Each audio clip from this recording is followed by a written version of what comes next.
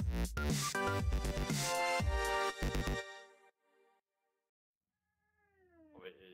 Wi-Fi that's killing you.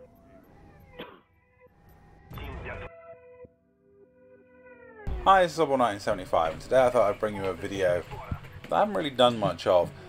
I had an idea for a series which is I'm going to call The Greatest Film Never Made, and this is going to be episode 1, and I'm basically going to tell you something that I think you should know, or a story that I like, that I know and I like, and I feel really should be wider known. And today I'm going to cover the story of Bert Troutman. Now, some of you may know this story, and I think it's a travesty this has never been made into a film, because it would make an awesome biopic movie. It would certainly be Oscar bait, and it would be, with the right casting, a really good, entertaining movie. Now, for those of you that don't know, Bert Troutman was a goalkeeper. He was a goalkeeper that played football after the Second World War. He played for Hartlepool and Man City, I believe, and I think he played for one other team, but I'm not going to sit there on Wikipedia and just look this up. I'm just going to tell you what I know, and you're free to go and research it afterwards. But basically, Bert Troutman, the story got told to me by my granddad, and it was a story from the 1956 FA Cup final. Bert dived down at the feet of a striker, and there was a collision. He felt he'd hurt his neck, but he got up and he carried on playing. Now, when he went up to get his medal, his neck was a little bit crooked, and Prince Philip actually handed him his medal and made some comment about his neck. And Bert went away, got himself checked out, and 2 days later it turned out he had a broken neck.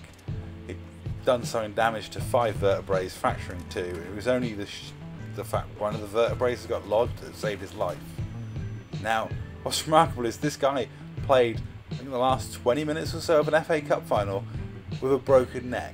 He continued to make saves, he continued to preserve the lead for his team, who ended up winning 3-1, and he did all that with a broken neck. And that's phenomenal. That's an amazing story, it's an amazing sporting drama. But more interesting than that is that Bert went on to get the keys of the city of Manchester, and Bert was a celebrated hero in the 50s.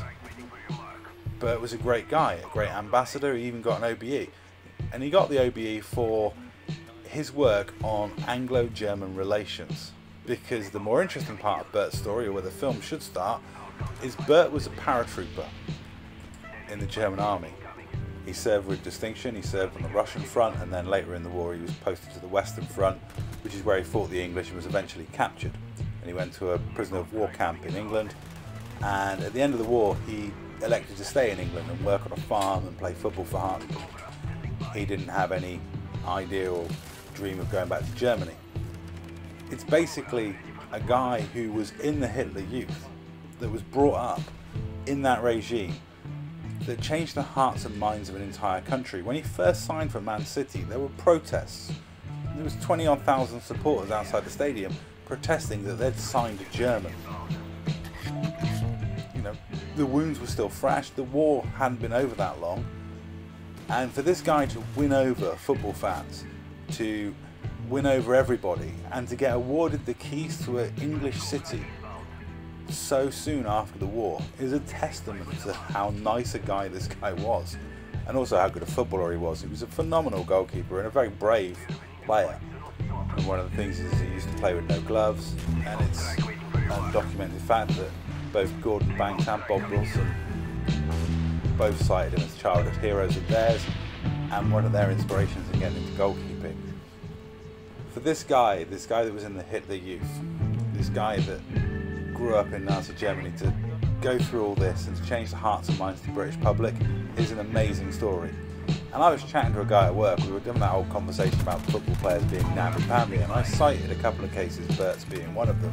As not all football players are namby-pamby, you know. Obviously, Bert's from the 50s, they were always tougher back then anyway. But we were having that discussion, and I raised the name, and he never heard the name. Never heard of Bert Troutman. He didn't know the story. And he was a guy in his 40s, and I think that's a terrible shame, because I think everyone should know the story. It's just such a good, inspirational story. The guy can change the hearts and minds of so many people just by how well he plays the sport and how well he carries himself. And that's all for this video. I hope you found it interesting, I hope you found it entertaining. I'm probably going to do more of these as ideas come to me for stories that I think should be told and should be kept alive. And that's all. Thanks for watching.